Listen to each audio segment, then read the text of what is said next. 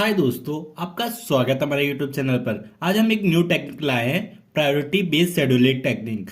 तो इस टेक्निक में कैसा होता है कि किसी भी प्रोसेस पे उसका हम लोग उसको सिलेक्शन उसके प्रायोरिटी के बेस पे करते हैं। तो चलिए देखते हैं।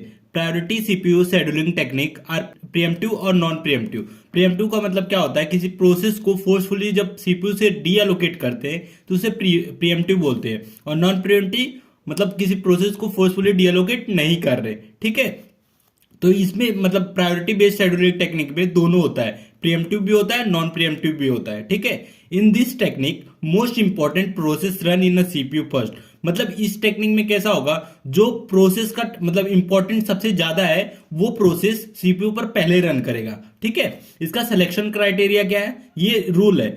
तो इसका सिलेक्शन क्राइटेरिया क्या है, प्रायोरिटी है। ठीक है, मोड ऑफ ऑपरेशन क्या है, नॉन प्रीएम्प्टिव और प्रीएम्प्टिव, मतलब दोनों तरह से कर सकते हैं। नॉन प्रीएम्प्टिव भी होता है, प्रीएम्प्टिव भी होता है। ठीक है, कॉन्फ्लिक्ट रिजोल्यूशन कैसे दूर करेंगे हम लोग, उसका लोअर प्रोसेस आईडी को लेकर। ठीक है, अब मैंने नोट कुछ लिखा है वो देख लेते हैं।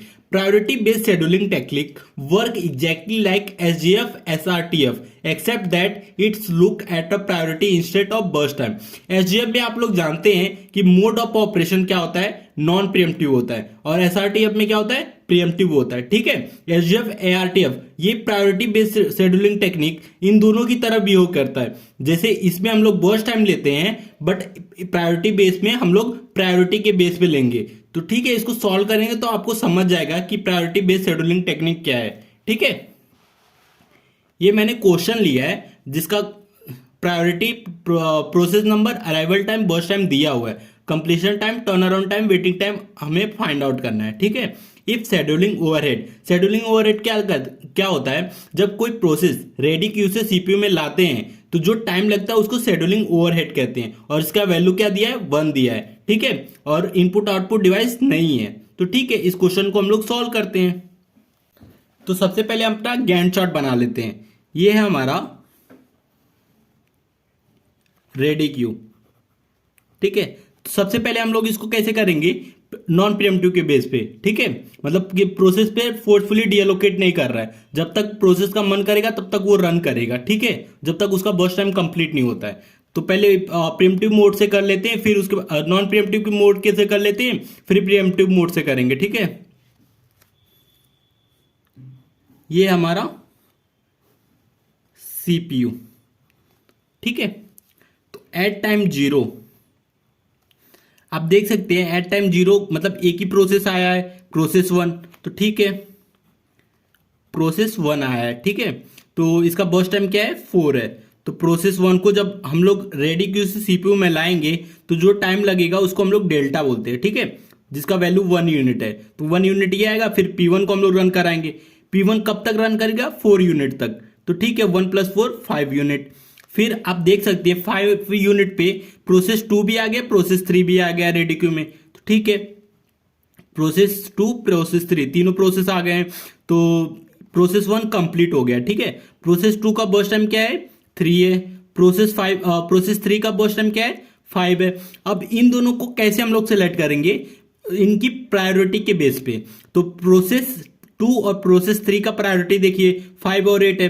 तो सबसे ज्यादा प्रायोरिटी किसकी है, 8 वाले की है। तो मतलब P3 को हम लोग पहले रन करेंगे। ठीक है, जब P3 को रेडी क्यू से सीपीयू में लाएंगे तो जो टाइम लगेगा उसको हम लोग शेड्यूलिंग ओवरहेड कहते हैं, जिसकी वैल्यू 1 यूनिट है।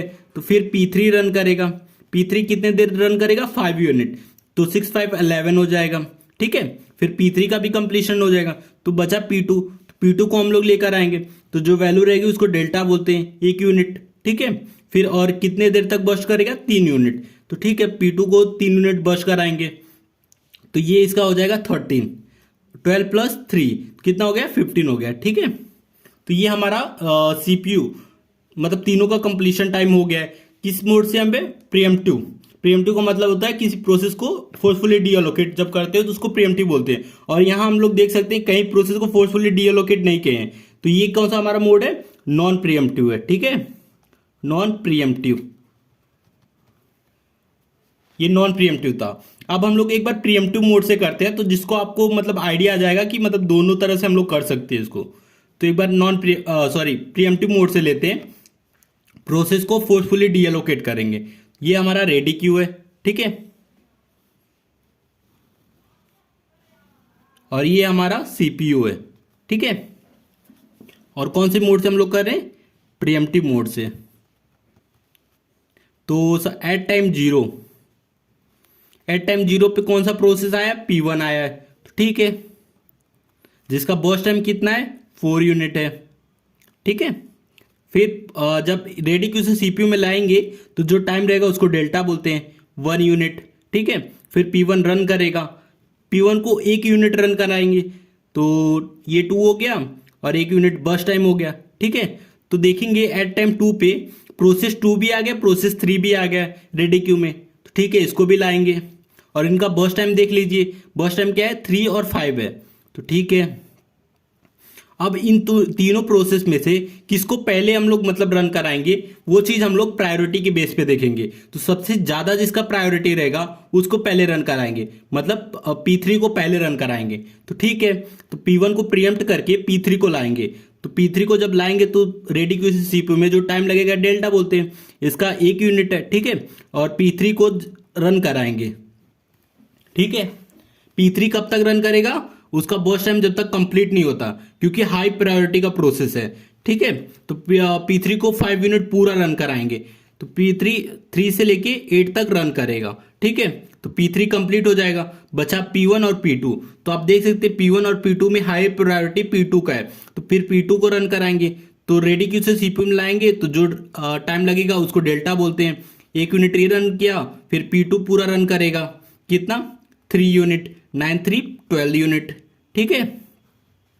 P2 भी कंप्लीट होगा, अब बचा P1, तो P1 को लाएंगे, तो पहले डेल्टा वैल्यू 1 यूनिट, फिर P1 रन करेगा 3 यूनिट, ठीक है, 13 3 प्लस 16, ठीक है।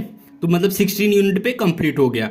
तो अब आप इसके बेस पे नॉन प्रीएम्प्टिव प्रीएम्प्टिव दोनों का इसका फिलअप कर सकते हैं। मैं यहाँ नॉन प्रीएम्प्टिव का फिलअप कर रहा हूं, आप प्रीएम्प्टिव का फिलअप कर लेना, ठीक है। नॉन प्रीएम्प्टिव, इसका कंप्लीशन टाइम क्या है, P2 का 15 है, P2 का 15 है, P3 का 11 है, और P1 का क्या है, 5 है, ठीक है। टर्न अराउंड टाइम का फॉर्मूला क्या होता है, completion time minus arrival time.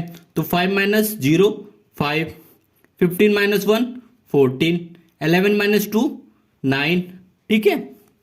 अब वेटिंग टाइम का फॉर्मूला क्या होता है, turn around time minus burst time. यहाँ इनपुट आउटपुट बर्स्ट टाइम नहीं है, तो इसलिए इसको प्लस नहीं करेंगे बर्स्ट टाइम के साथ। तो 5 माइनस 4 1, 14 माइनस 3 11, 9 माइनस 5 4, ठीक है। अब हमारा completion time, turn around time, waiting time सब हो गया, ठीक है। अगर वीडियो अच्छा लगा तो प्लीज वीडियो को लाइक और हमारे चैनल को सब्सक्राइब करें।